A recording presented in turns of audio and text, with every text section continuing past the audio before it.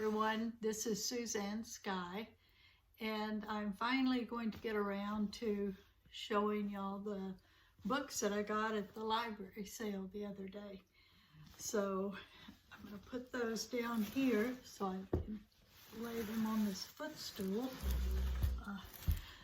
But first I wanted to show you what I got in the mail yesterday. My son sent me, my number 3 son, sent me a gift from Hawaii. What is that? This is Kona Coffee, Vienna Roast, Mountain Thunder. We had this morning, first thing, and it was really good.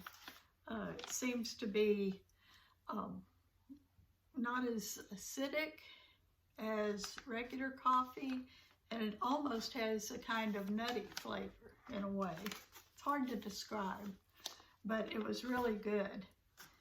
And then another coffee, Kona Sun Coffee, 100% Kona coffee, full city dark roast ground. So we'll be using that at some time after the Mountain Thunder coffee is gone. And then we've got Purely Kona, 100% Kona coffee, dark ground. So that's another good one. We're really looking forward to trying all 3 of them. And let's see, some vanilla beans, 2 of them, 2 long vanilla beans. I don't know if you can see that or not. So that will be interesting. I've never used vanilla beans before, but I've seen it done on TV or YouTube.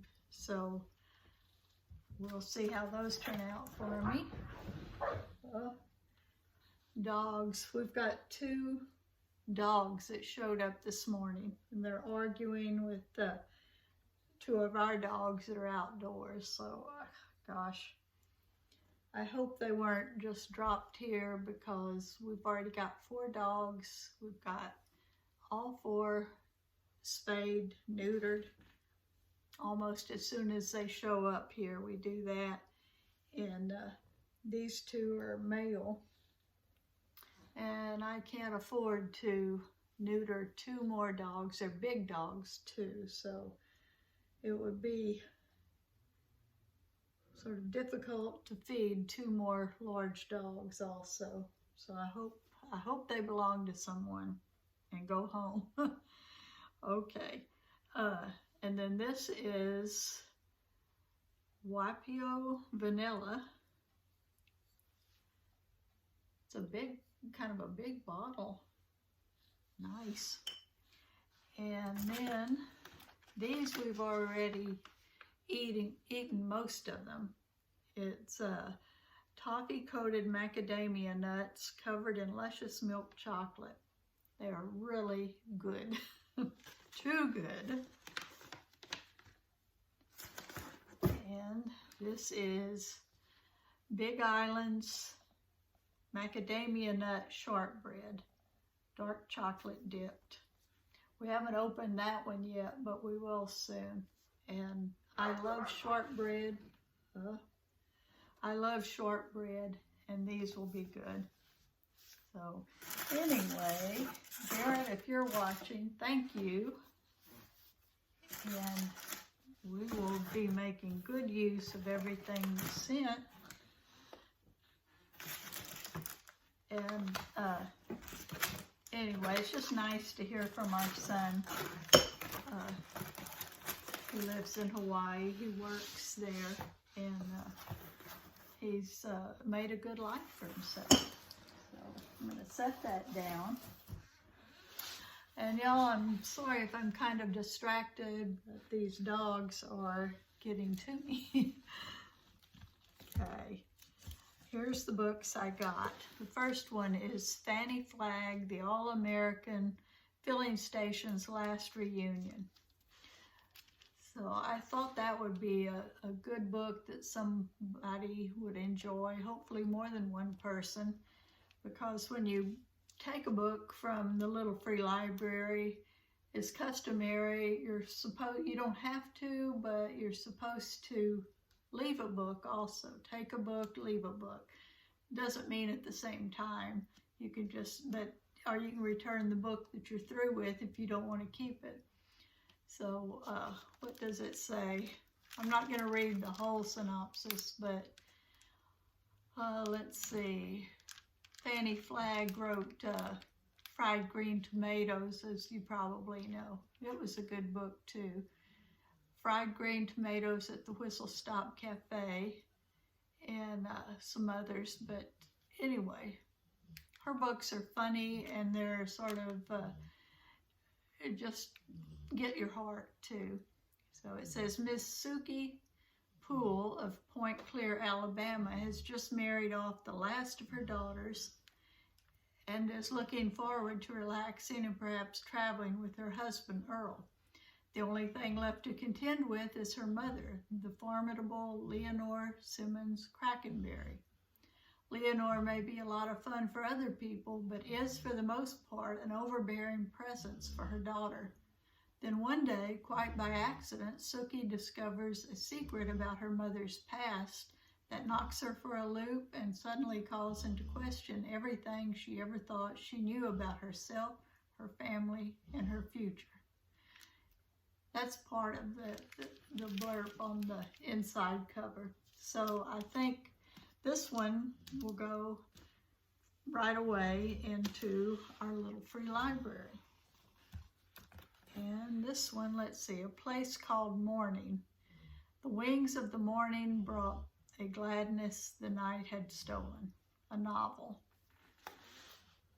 So it says, May Demaray's life in an old clapboard house on a quiet Minneapolis street had been rich with hues of security and love, beauty and faith.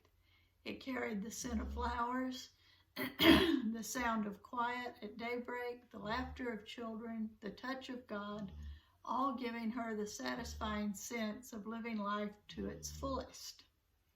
But that was before the March day when May's world was shaken at its very center.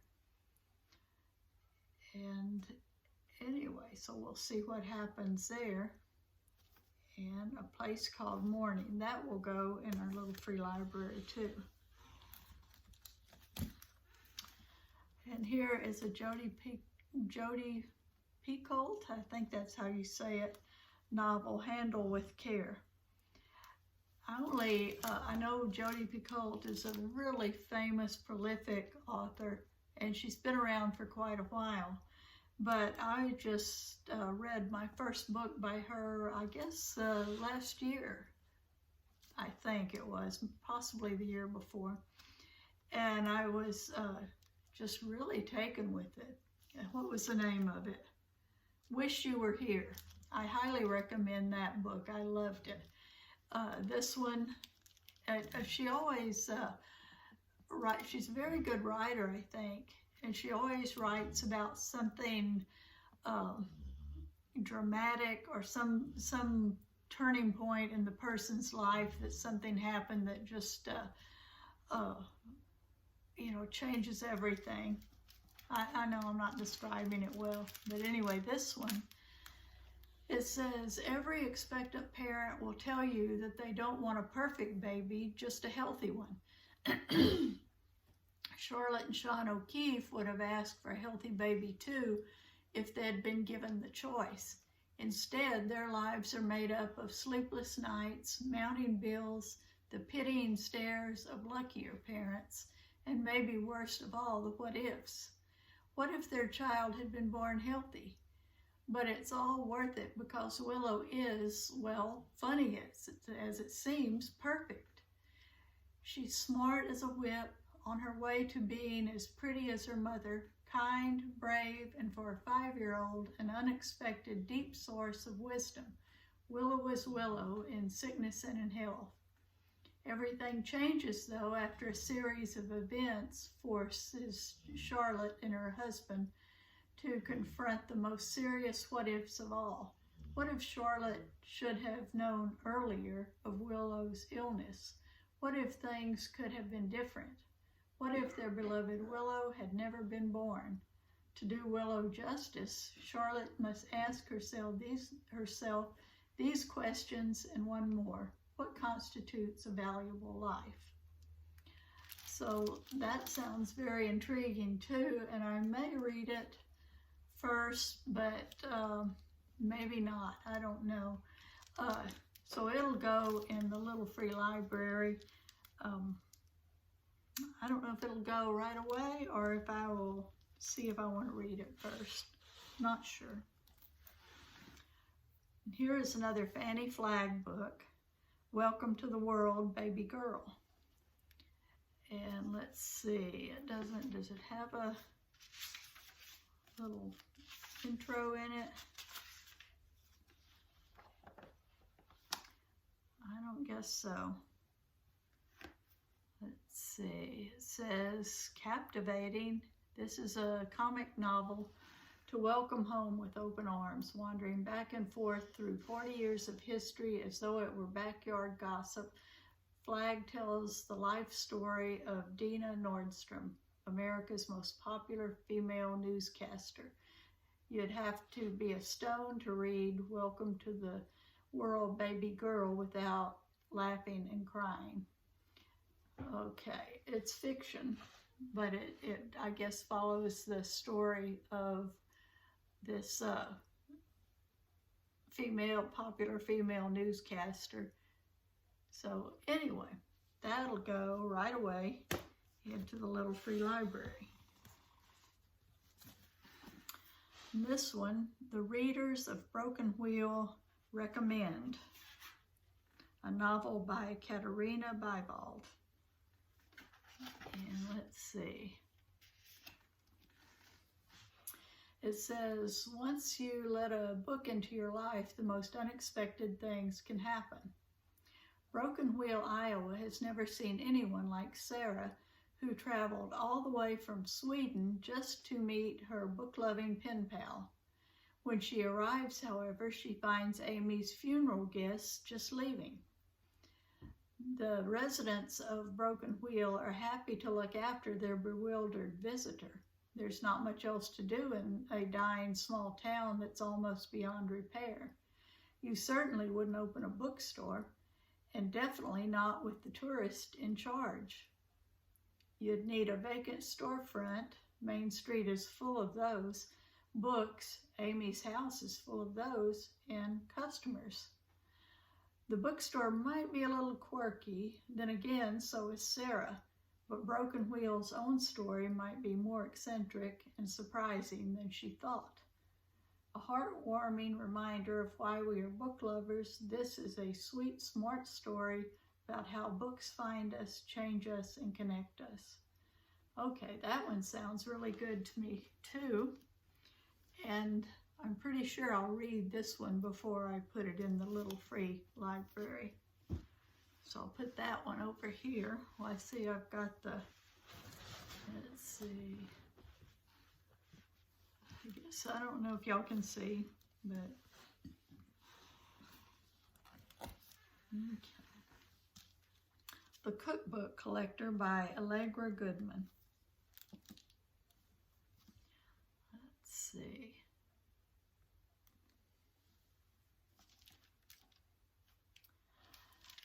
Heralded as a modern-day Jane Austen by USA Today National Book Award finalist and New York Times best-selling author, Allegra Goodman has compelled and delighted hundreds of thousands of readers. Now in her most ambitious work yet, Goodman weaves together the worlds of Silicon Valley and rare book collecting in a delicious novel about appetite, temptation, and fulfillment. Okay, there's a lot more to the blurb, but, well, let's see. Emily and Jessamine Bach are opposites in every way. 28-year-old Emily is the CEO of Veritech. 23-year-old Jess is an environmental activist and graduate student in philosophy. Pragmatic Emily is making a fortune in Silicon Valley. Romantic Jess works in an antiquarian bookstore. Emily is rational and driven, while Jess is dreamy and whimsical. Emily's boyfriend, Jonathan, is fantastically successful. Jess's boyfriend's not so much, as her employer, George, points out in what he hopes is a completely disinterested way. Okay. Anyway, that sounds interesting too, but it's going straight to the little free library. I'm sure someone will want to read that. And Kate Morton, The Secret Keeper. I can't remember what books, but I know I've read some Kate Morton books before, and I like them, so we'll see what this one says. During a picnic at her family's farm in the English countryside, 16-year-old Laurel Nicholson witnesses a shocking crime, a crime that challenges everything she knows about her adored mother, Dorothy. Now, 50 years later, Laurel and her sisters are meeting at the farm to celebrate Dorothy's 90th birthday. Realizing that this is her last chance to discover the truth about that long-ago day, Laurel searches for answers that can only be found in Dorothy's past. Clue by clue, she traces a secret history of three strangers from vastly different worlds thrown together in war-torn London: Dorothy, Vivian, and Jimmy, whose lives are forever after entwined. A gripping story of deception and passion. The Secret Keeper will keep you enthralled to the last page.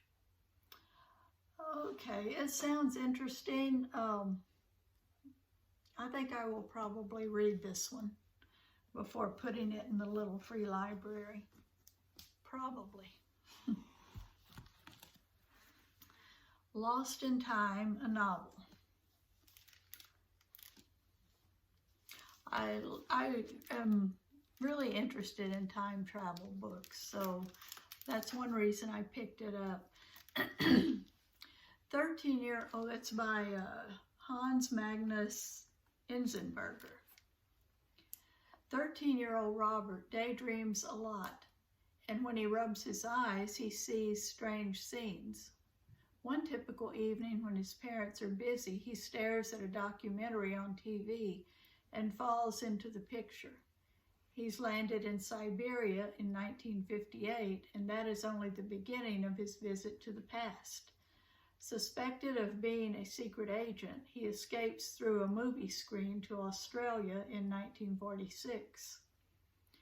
Each new adventure takes him further and further back in time. As Robert meets his own young grandmother, a spirit-plagued teacher, a calculating princess, and bloody robbers, he covers close to 400 years in history and ages 2 years himself. Then in Amsterdam in 1621, he finally tries to find a way to reach his home in the future. Okay, well, that's not as interesting to me as I hoped it would be, but it's still interesting. So I'll read it and see. It says young adult. It's a YA book. But yeah, I'll probably read that one. And here is Traitor by Charles DeLint. 2 lives, 2 souls, 1 miracle. I don't know if you can see that cover. It's very interesting. I absolutely love Charles DeLint's books. I read Traitor somewhere close to the time that I was introduced to him. And it was good. It's not, I don't think, it's been many years ago, so I'm not sure, but I don't think it's completely typical of his other books. But anyway, it's good. And if you ever get a chance to read a Charles DeLint book, get it, especially if you like urban fantasy. That's what most of them are, and they're just so good. Okay, a novel of loss, identity, and in the strangest of places, hope. Leonard Traitor is a luthier, a maker of guitars. Johnny Devlin is chronically unemployed. Leonard is solitary, quiet, responsible. Johnny is a lady killer, a drunk, a charming loser. When they inexplicably wake up in each other's bodies, Johnny gleefully moves into Leonard's comfortable and stable existence, leaving Leonard to pick up the pieces of a life he had no part in breaking. Penniless, friendless, homeless, Leonard begins a journey that will take him beyond the streets of the city to an other world of dreams and spirits, where he must confront both the unscrupulous Johnny Devlin and his own deepest fears. This is a good one. I'm going to reread it, and I may just keep it. And then here is another Charles DeLint book. If I saw one at the library sale, I got it. Anyway, this one is Waifs and Strays, and it's short stories, which I'm usually not too fond of buying books of short stories, but for Charles DeLint, I would definitely read stories. Okay, let's see. It says, a new collection from Charles DeLint, one of the most original fantasy writers currently working. It says, Charles DeLint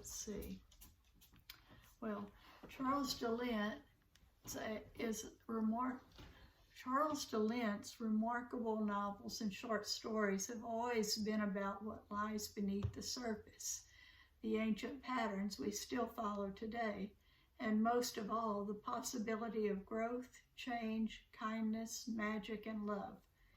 In a very real sense, they are coming-of-age stories, and his work has always included memorable teenage characters. Here, at long last, is a collection of his stories about teenagers. From the streets of his famed Newford to the alleys of Watertown to the realms of fairy, this is storytelling that will transfix and delight, with characters who will linger in the mind, many of them from his acclaimed novels. That's another thing. His books, sometimes they have overlapping characters. So if you get to know a character in one book, you might find them as a minor character in another. Let's see. Okay, so anyway, that's a good one, and I will read it again, and I will probably keep it.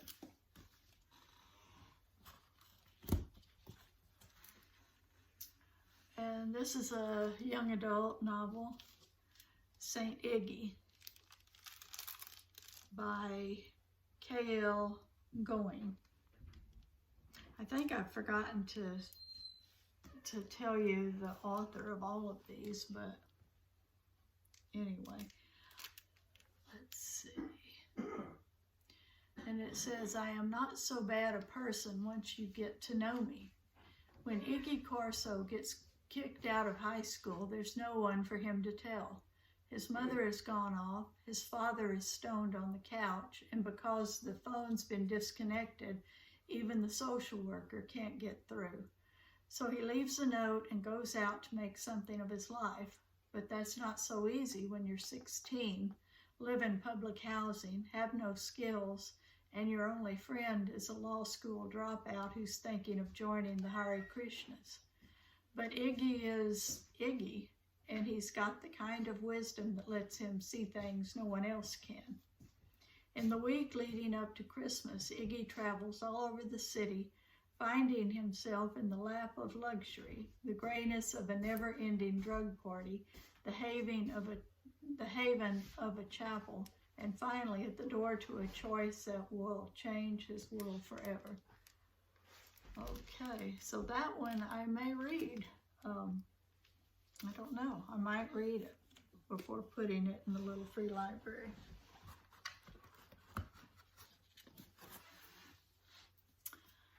And this one is Fairy Wars by Herbie Brennan. Let's see.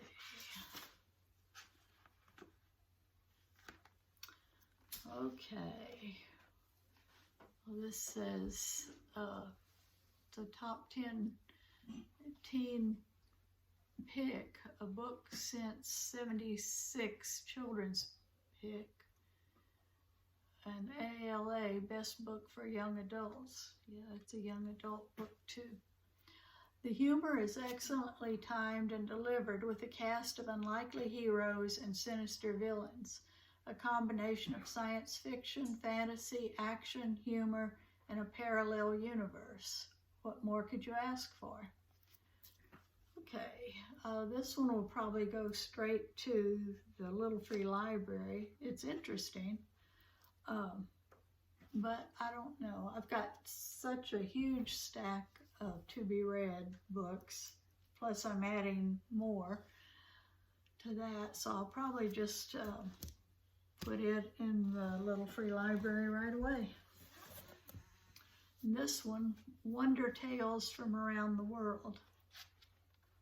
Okay, it's a storybook. It says, including stories from these cultures: Australia, Babylon, China, Eastern Europe, Ecuador, England, Finland, France, French Canada, Germany, Greece, Iceland, India, Indonesia, Japan, Kenya, Middle East, Norway, Russia, Siberian Arctic, United States, and West Africa. Okay, so it's traditional stories. Let's see. It's got a lot of black and white, I guess it's got a black and white illustration for every story. So that ought to be good for children. It says YA, but I think well, young adults might like it too. So it's going to the Little Free Library. Drawing on the Right Side of the Brain. Now, I had a book that was the same title, and I thought, oh, well, that was good. I've still got it, in fact, and I'll get it because somebody will get some good use out of it. But then when I looked inside, it's the same kind of book, but it's different. It hasn't got the same things in it. So I'll get my old book out and see, but if it's the same, it'll go in the Little Free Library right away, and if not, I may keep it for a while. And it's by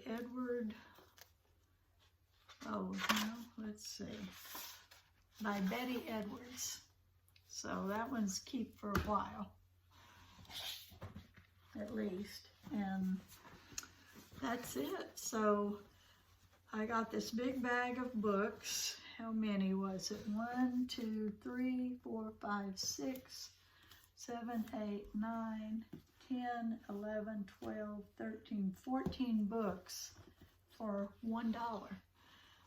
I waited until the last day of the week-long library sale to go and fill up a bag for $1. You could bring your own bag. They had boxes there too that were bigger than a bag that you could take as many as you could fit in your container for $1.